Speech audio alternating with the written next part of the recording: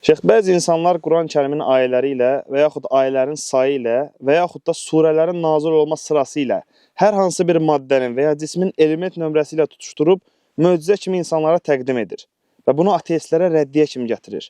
Doğrudanmı Quranda bu cür elmlər var? Elhamdülillah, ya əslində belə elm yoxdur. Düz indi ola bilər nəsə düz gəlsin say, amma bu o demək deyil ki, həmişə düz gələcək.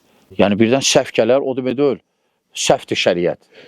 Yəni o cür yanaşmaq düzgün deyil, əsas tutmaq olar. Ola bilər nəsə düz gəlsin, desin, ha, o da düz gəlir, amma deməli budur.